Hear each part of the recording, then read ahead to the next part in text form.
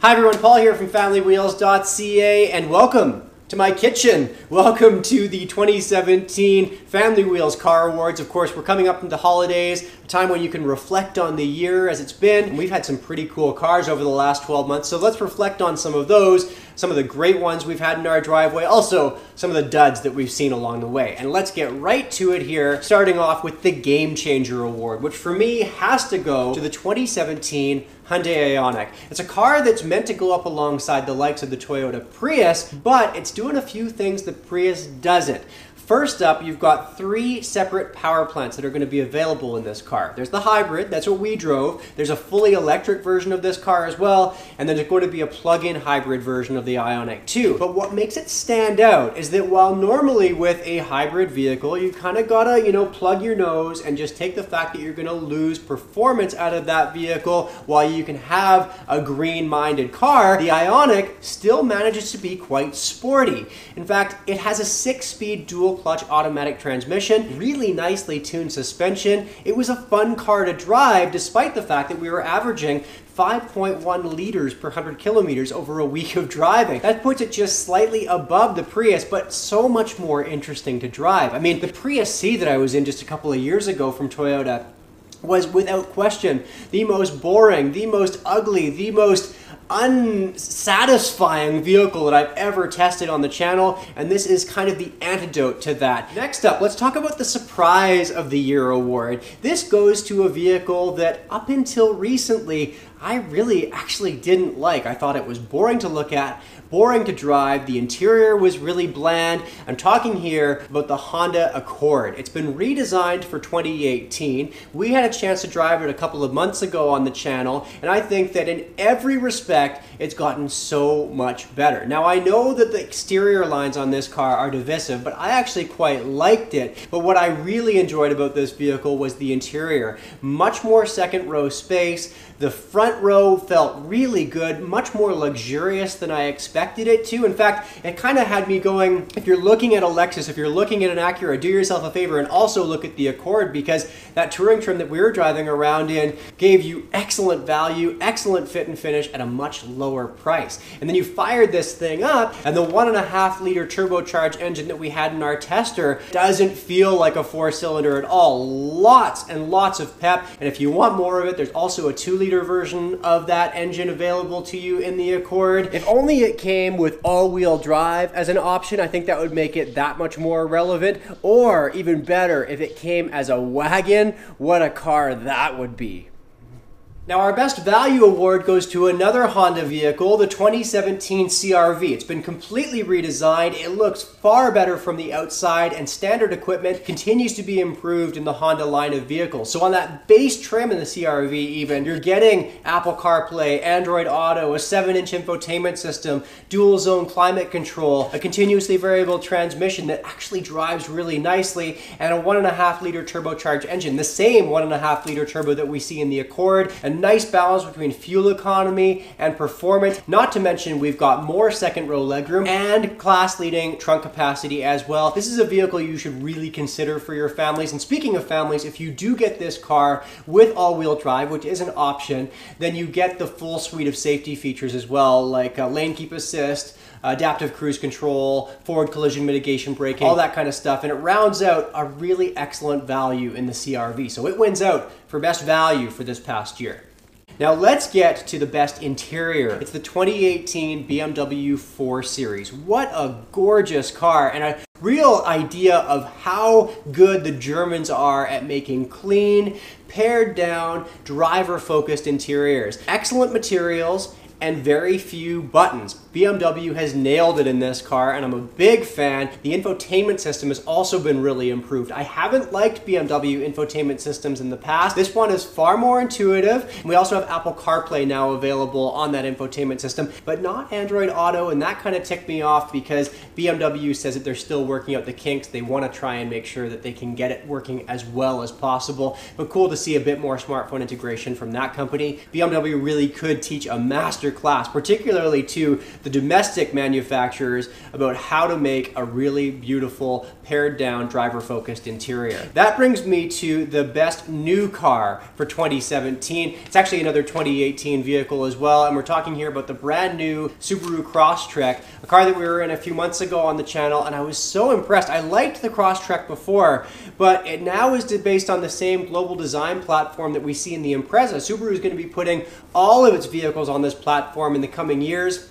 The Crosstrek is now 70% stiffer, its center of gravity far lower, yet you still have that ground clearance for getting you off into more back roads and that sort of thing. But meanwhile, we also have a bit more second row space, actually quite a bit more, and a bit more trunk capacity as well. So if you are a family who are looking at a subcompact crossover, you don't want to bump up into a full-size SUV or say the Subaru Outback, and you like the Subaru family of vehicles, this all of a sudden has become a much more attainable vehicle, because before it was just a little bit too tight in my opinion. I really like it. I liked the Crosstrek before. Now I like it so much that I'm kind of thinking to myself, maybe I could try and get that one into my driveway full time. Now, speaking of cars that we have in our driveway, cars that I actually wanted to get rid of from our driveway, this is the biggest disappointment award, and we actually have this going to two vehicles here for 2017. First up is the BMW X5 Plug-in hybrid.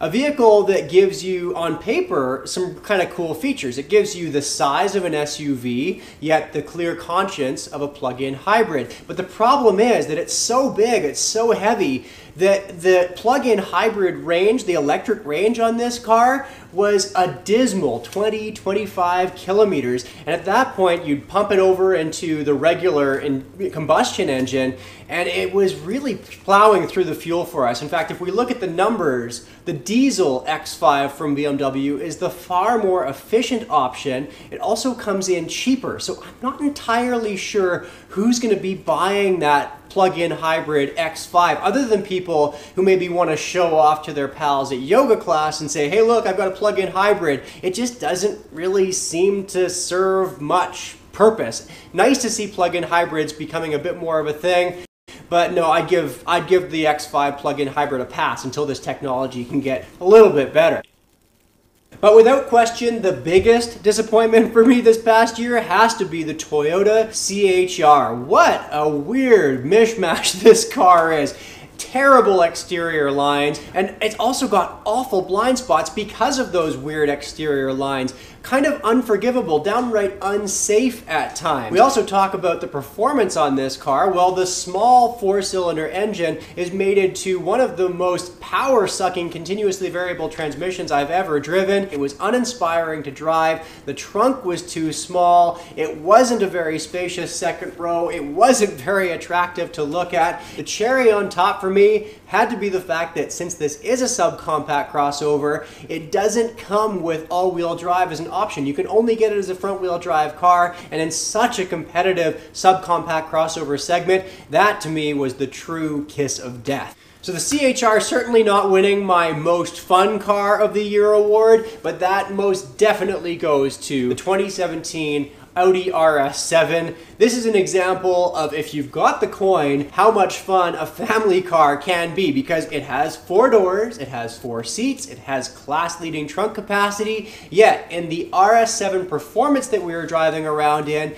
it has a 605 horsepower V8 engine. We're talking supercar kind of performance here, out of the kind of vehicle that you could still very happily take your kids to school in. The tester that we had was the Performance Edition with the $10,500 optional Akrapovic Performance exhaust, and the sound, the choir, the cacophony of garbles and grunts and groans that came out of that exhaust were so addictive, but it did come with a price tag that was rather prohibitive, $174,000 after tax up here in Canada. Man, what a machine, but certainly well out of my price range. And that finishes things off here with the car that I didn't want to give the keys back to, and that goes to the very performance-oriented but still very attainable Ford Focus RS. Now, I know what you might be thinking here. If you don't know about the RS, you might be going, what? A Ford Focus? Are you kidding me? That little hatchback? That's your favorite, didn't want to give the keys back, award-winning car of the year? Well, the RS in that Ford Focus RS